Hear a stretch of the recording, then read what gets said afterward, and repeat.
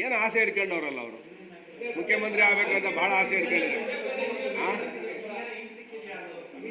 ನನಗೇನೋ ಅವ್ರು ಹೇಳಿದಾರೆ, ಕೆಲವು ಸಂದರ್ಭದಲ್ಲಿ ಪರ್ಸನಲ್ ಆಗಿ ಮಾತಾಡ್ಬೇಕಾದ್ರೆ ನನಗೊಂದು ಆಸೆ ಇದೆಯಪ್ಪ ಮುಖ್ಯಮಂತ್ರಿ ಆಗಬೇಕು ಅನ್ನೋದು. ಅದಕ್ಕೆ ನಾನು ಕೂಡ ಅದನ್ನು ಹೇಳಿದೆ. ಅವರಾಗಲಿ, ಏನು ನಮ್ಮ ಜಿಲ್ಲೆಯವ್ರು ಯಾರೂ ಆಗಿಲ್ಲ. ಈಗ ಸೋಮಣ್ಣವರು ಕೇಂದ್ರದ ಮಂತ್ರಿ ಆದರು, ಭಾಳ 77 ವರ್ಷ ಸ್ವಾತಂತ್ರ್ಯ ಬಂದ ಮೇಲೆ ಫಸ್ಟ್ ಮ್ಯಾನ್ ಕೇಂದ್ರದ ಮಂತ್ರಿ ಆಗಿದ್ದಾರೆ. ಇವ್ರ ತಂದೆಯವರು 5 ಬಾರಿ ಗೆದ್ದರು, ಪಾಪ ಆಗಲೇ ಇಲ್ಲ. ದೇವೇಗೌಡಾಜಿಯವ್ರನ್ನೇ ಹೋರಾಟ ಮಾಡಿ ಗೆಲ್ಲಿಸಿದ್ರು, ಮಾಡಲಿಲ್ಲ ಬಿ ಜೆ ಪಿಯವರು. ಪ್ರೈಮ್ ಮಿನಿಸ್ಟರ್, ಮಾಜಿ ಪ್ರೈಮ್ ಮಿನಿಸ್ಟರ್ ಒಬ್ಬ ನಾಯಕರನ್ನ ನಾವಿಲ್ಲಿ ಇದು ಮಾಡಿದಾಗ ಸೋಮಣ್ಣವ್ರಿಗೆ ಅದೃಷ್ಟ ಬಂದ್ಬಿಡ್ತು. ಹಾಗೆ ಪರಮೇಶ್ವರರಿಗೂ ಅದೃಷ್ಟ ಬರ್ಬೋದು, ಯಾರಿಗೆ ಗೊತ್ತು. ಅದೃಷ್ಟ ಜಿಲ್ಲೆಗೆ ಈಗ ಸ್ಟಾರ್ಟ್ ಆಗಿದೆ ಬರೋದು.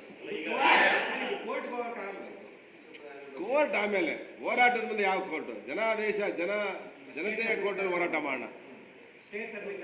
ಅದಾಮೇಲೆ ಸ್ಟೇ ತರೋದು, ಮತ್ತೊಂದು ತರೋದು. ಹೋರಾಟ ಮಾಡಬೇಕಲ್ಲ, ಜನಕ್ಕೆ ಹೋರಾಟ ಮಾಡಿದಾಗ ತಾನೇ ಅದಕ್ಕೆ ವ್ಯಾಲ್ಯೂ.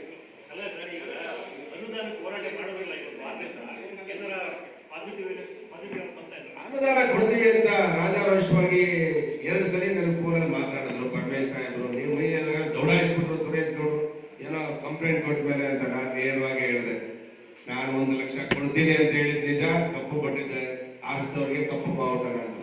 ನಾನೇ ಹೆದರ್ಕೋಬೇಕು? ಹೇಳಿದ್ಮೇಲೆ ಅನಿಸ್ಕೊಳ್ಳೋಷ್ಟು ತಾಕತ್ತು ಸುರೇಶ್ ಗೌಡಂಗಿದೆ. ನಾನು ಯಾರು ಎದುರ್ಕೊಂಡು ಏನು ಬರಲಿಲ್ಲ. ನಾನು ಎದುರಿದ್ರು ನಮ್ಮ ಕ್ಷೇತ್ರದ ಮತದಾರರಿಗೆ, ದೇವ್ರಿಗೆ ಬಿಟ್ಟರೆ ಯಾರು ಇರೋದು.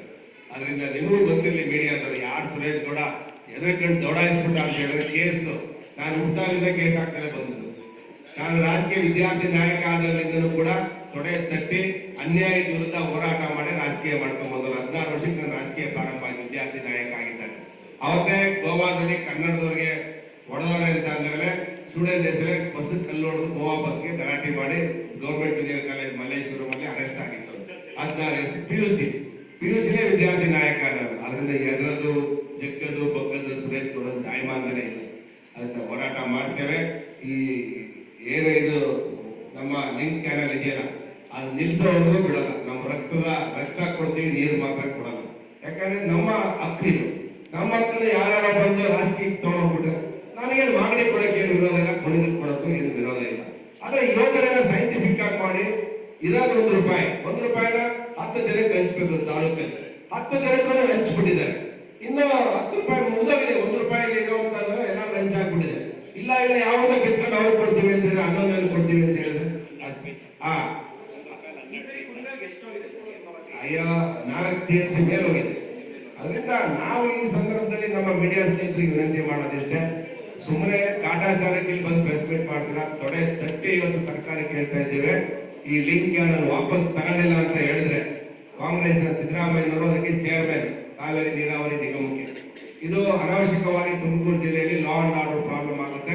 ದಯವಿಟ್ಟು ಈ ಕೂಡಲೇ ಇದನ್ನ ರದ್ದು ಮಾಡಬೇಕು. ಅಸೆಂಬ್ಲಿಯಲ್ಲೂ ಕೂಡ ತೊಡೆ ತಟ್ಟಿ ನಾನು, ಕೃಷ್ಣಪ್ಪನವರು, ಜ್ಯೋತಿ ಗಣೇಶ್ ಅವರು ಮತ್ತೆ ಸುರೇಶ್ ಬಾಬು ಅವರು ಕೂಡ ಹೇಳ್ತೇವೆ, ಯಾವುದೇ ಕಾರಣಕ್ಕೂ ಬೇಡ. ನಮ್ಮ ಹಕ್ಕು ರೀ, ಯಾರಪ್ಪನ ಮನೆಯದಲ್ಲ ಇದು.